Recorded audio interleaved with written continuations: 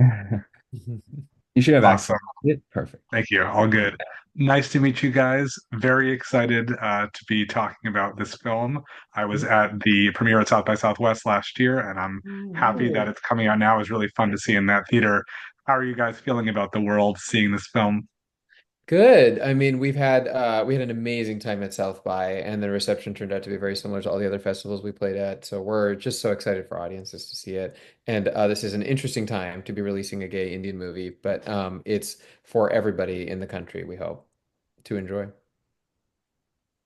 Oh, I totally agree. I also had seen 7 Days previously, a big fan of Miracle Workers, and especially having seen 7 Days and knowing that you both co-wrote that script, it's interesting because this film, I know you guys did not work on the script, yet it still feels pretty similar, which was a bit of a surprise to me because I knew you were involved. But is this just the kind of material that you're attracted to, that tonally it's sort of similar?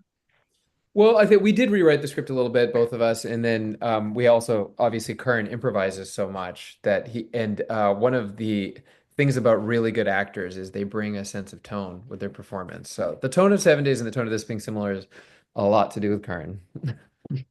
Yeah, the script wasn't it was adapted by a play from Mother Shaker by Eric Randall, and it was a great script, but when we got it, we were like, this is pretty much our entire life story. So we were like, can we just get in there a little bit and change a few things? And for example, the character originally wasn't a doctor in the movie, and Roshan is a doctor in real life, and it's so much of his part of his story of coming out of the closet, of why he stayed in the closet for so long and what that even means.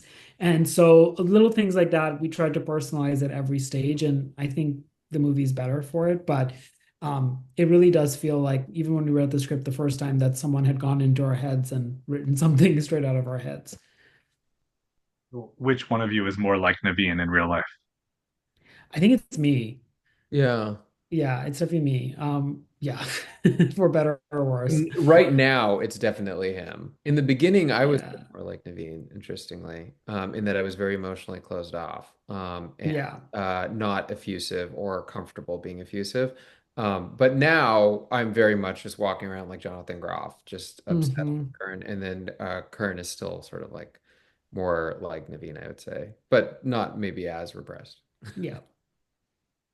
I do think Jonathan fits in very interestingly this whole ensemble, and I'm curious if he was who you originally wanted for this role and what the process of getting him was like. Yeah, we were obsessed with getting Jonathan. He was our first choice. We went out to him and I had a Zoom with him and he said, I really liked your movie 7 Days. I said, thank you. And he said, that guy in 7 Days, I know he's straight, but maybe he could play gay. And I said, he's gay with me. So let's go. And that Yeah. was literally how it unfolded. I don't know why he was so convinced that Kern was straight, but that's good acting. The compliment to me, I guess. I really did enjoy the movie, and I also like the fact that we start off with parents who are supportive of the fact that Naveen is gay, but there's other stuff they're putting pressure on, and that forces this, this lie and just sort of not a lie, but keeping something from them, which is. I feel like that's not something we've seen as much before. Do you feel like there are other models for that from other projects that you've seen before?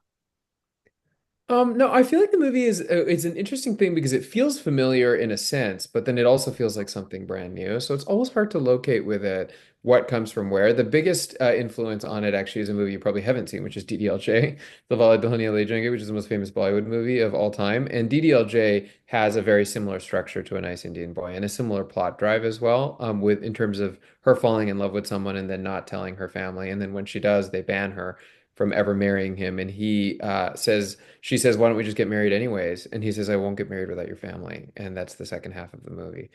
So this has a similar structure if you think about it. That was probably the biggest influence. And it's a big part of Indian culture too, because it's one thing for your parents to be proud of who you're partnered with outwardly with their friends and family. And that's often a big battle is like, are they proud of your spouse and they need to approve in a big way? And it's something that maybe we don't see as much in American culture because everyone just leaves home at 18 and then they're like kind of individuating. But in our culture, it's definitely like a bigger thing that the parents need to be on board. In India, when she says we can just get married, and he says not without your family, people would cheer and cry. Like that was like because that was such a declaration of what it is to be Mhm. Indian.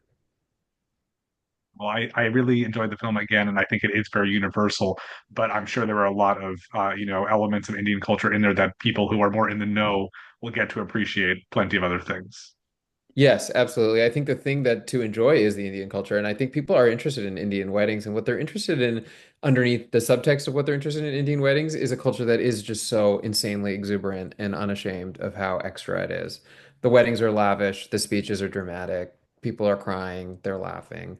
And that's something we as reserved Americans, I think, are naturally drawn to. Have you gotten any surprising reactions from audiences at South by or since then?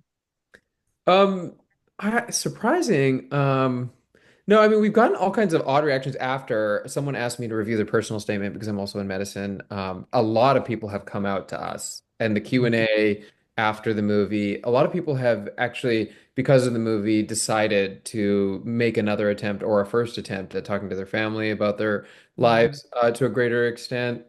So all kinds of things like that. Probably the biggest and most important reaction was my own mother, who watched the movie and loved it a lot. And it led to a kind of we had all, she'd always been supportive in general of my coming out, but it led to an understanding between us and between her and Current too that was softer and deeper and more real than anything. That was probably the biggest thing I got out of this movie.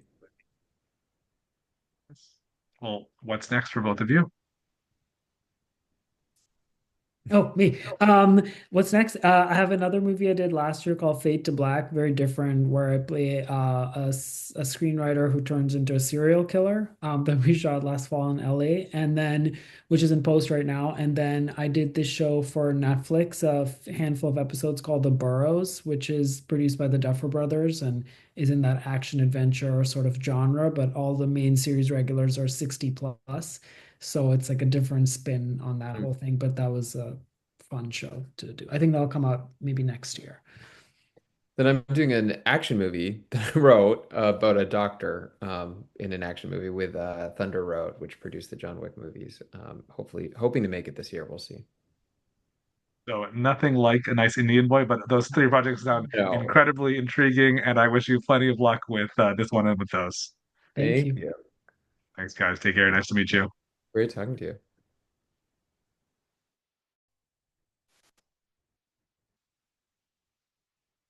Thanks so much. Everyone have a nice day. You too, Abe. Thank you.